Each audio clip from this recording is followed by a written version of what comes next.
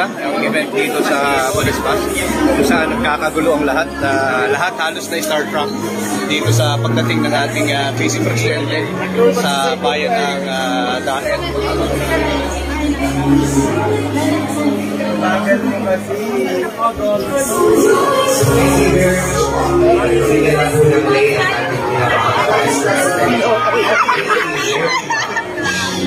Sige po, sir. Harap po dito, harap po dito, harap po dito, harap po dito.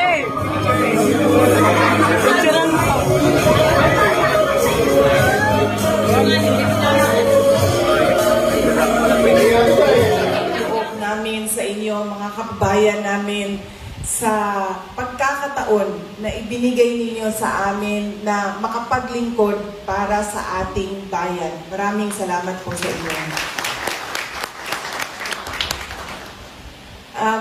Noong kami po ay nangangampanya noong 2022, nagbaylan po kami mula Davao City, paakyat ng Ilocos, tapos paikot, pababa, balik ng Davao City.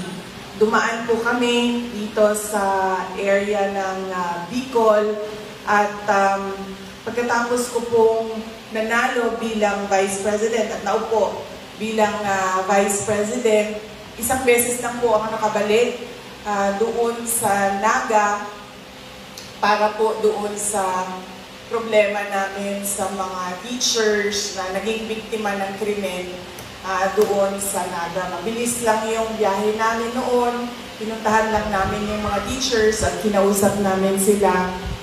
At tinulungan namin sila kung paano gagawin yung kaso nila kontra doon sa suspect na tinuturo nila. Tapos masaya ako dahil nung nakaraang linggo, nakatanggap ako ng invitation. Sabi nung kaibigan ko na tiga Naga, kung libre daw ako, ay iniimbitahan nila ako na ma-witness yung 100 years na centennial 100 years na mass ng centennial coronation ni Ina. So, nandoon kami nung Friday para umattend ng misa at binisita din namin yung mga kaibigan namin doon sa Naga. Kaibigan namin simula noong 2015, 2016, 2019 at syempre yung mga kaibigan na noong 2022 na tumulong sa aming kandidatura. Pagkatapos nun, sabi ko, puntahan natin yung island barangays ng Vinsons para tingnan yung makausap yung mga tao. Kami kasi sa Davao City, wala kaming island barangays. Pero napansin ko, maraming probinsya ang maraming mga island barangays. So, pupunta kami doon sa Calaguas. Nakausap namin yung dalawang kapitana nila. Doon sa kanila, 3 babaeng kapitan, 3 barangay. Yung isa wala doon. So, nakausap namin yung barangay council ng 2 barangay nila. At nakapagsabi sila kung ano yung mga pangangailangan nila doon. At ano yung mga nakukuha nila galing sa national government. Tapos, ngayong araw naman na ito, nag-schedule kami para dito sa Daet, para sa inyo, at sa Legazpi, sa Albay, para sa mga kaibigan din namin doon sa Legazpi, sa Albay. Kung hindi nyo pa po alam, meron pong Office of the Vice President Satellite Office nandoon po sa Legazpi. Yun pong opisina namin doon, sila po yung nagbababa ng medical assistance, burial assistance, livelihood projects, entrepreneurship projects namin at iba pang mga proyekto ng Office of the Vice President. Maliit lang kami na opisina, maliit lang din yung scope ng budget namin, pero sinusubukan namin talaga na ibigay siya doon sa mga underserved na municipalities sa Bicol region. Masaya ako na, alam nyo, hindi ko kayo binobola. Sa totoo lang, ang dami ko na napuntahan ng dagat. Mahilig ako maligo ng dagat dahil kinalakihan ko yon sa aking mga magulang. Noon kasi, di ba, wala pang internet, wala pang cable, television, ang lang natin is yung maliit na TV na sobrang laki pa sa likod. Tapos, schedule lang yung mga shows na pinapalabas.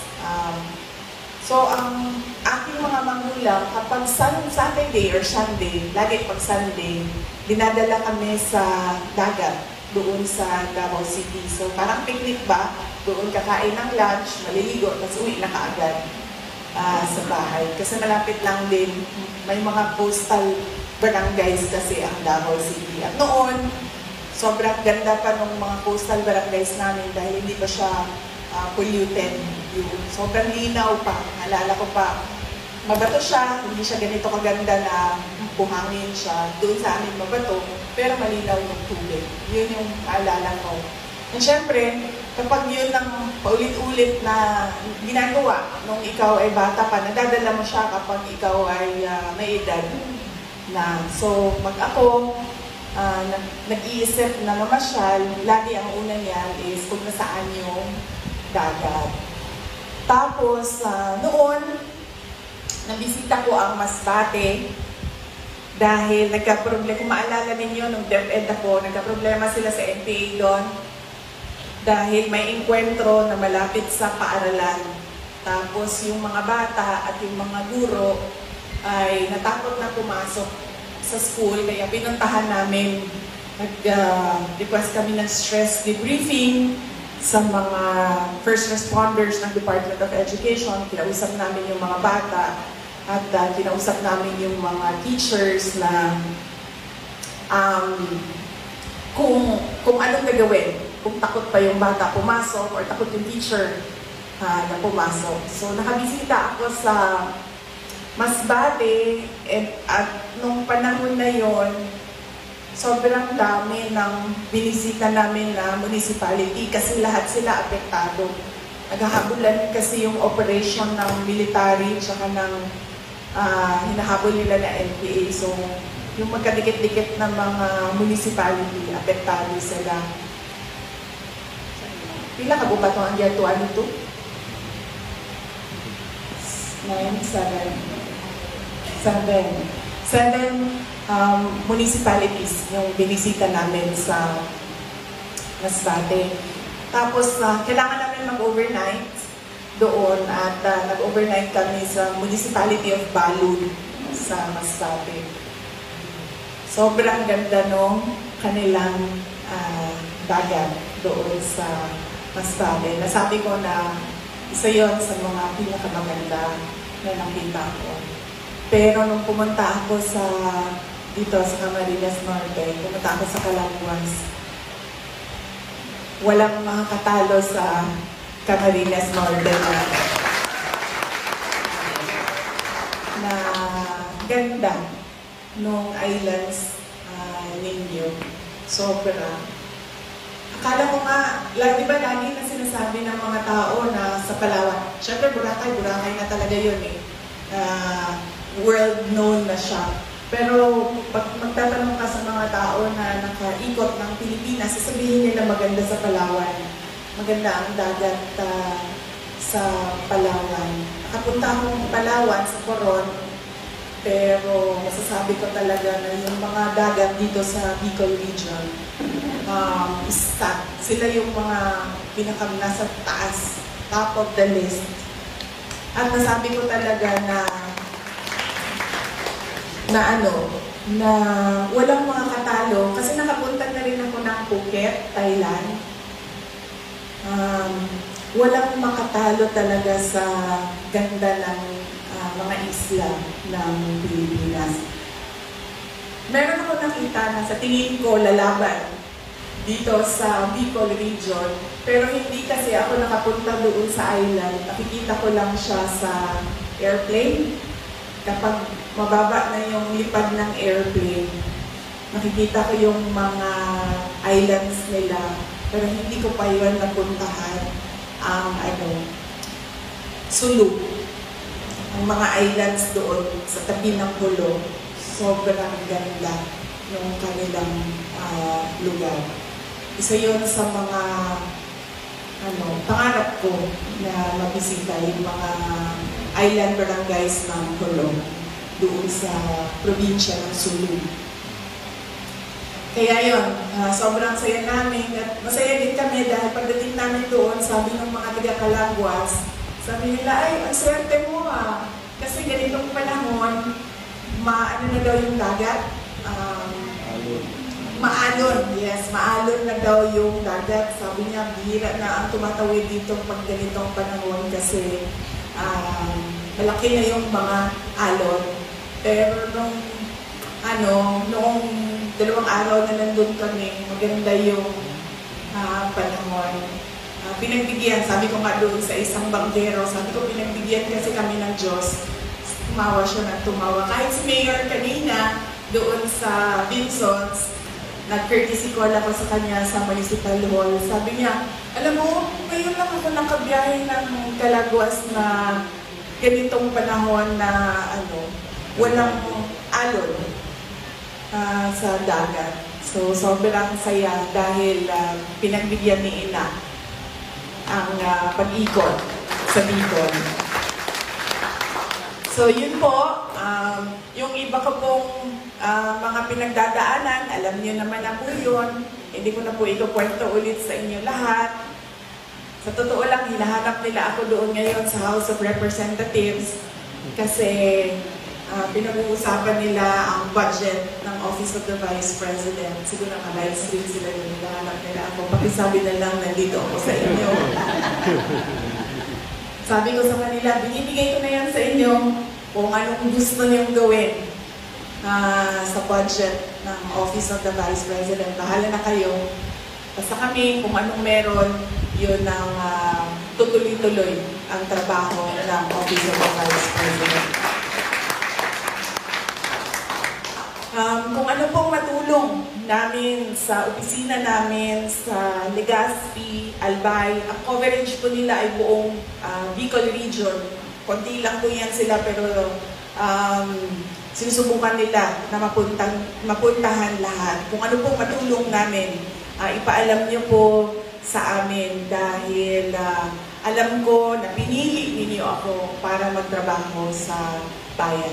Mga kababayan, ang lahat po ng ginagawa natin ay para sa Diyos, sa bayan at bawat pamilyang Pilipino. Maraming salamat po. Thank you very much. Please all rise para po sa ating crowd shot. And of course, siyempre sa lahat po ng ating mga bisita. Guys, tapos na ang event dito sa Bonispas kung saan nagkakagulo ang lahat.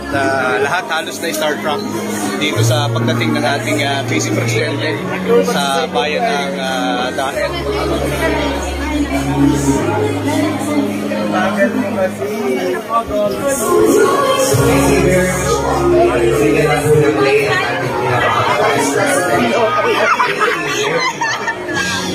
Sige po, sir. Harap po dito, harap po dito, harap po dito, harap po dito.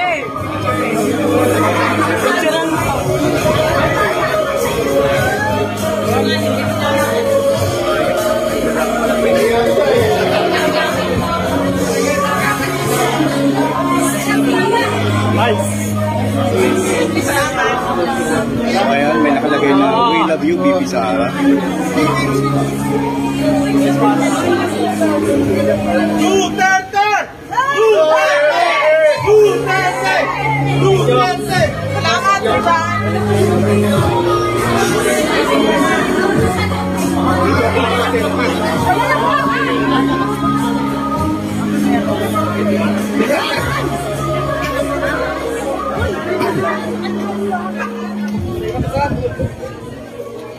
Let's go. Ingat, ingat.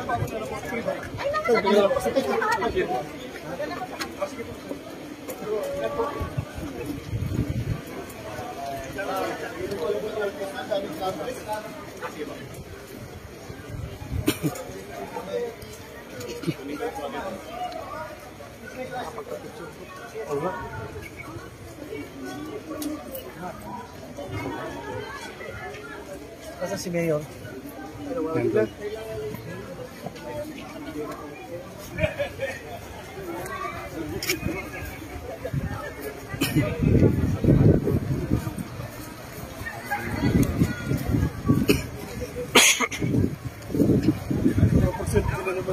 Kasi kaso pwede ito sa mga boss. Susunod ang presidente tayo. Susunod na Pangulo.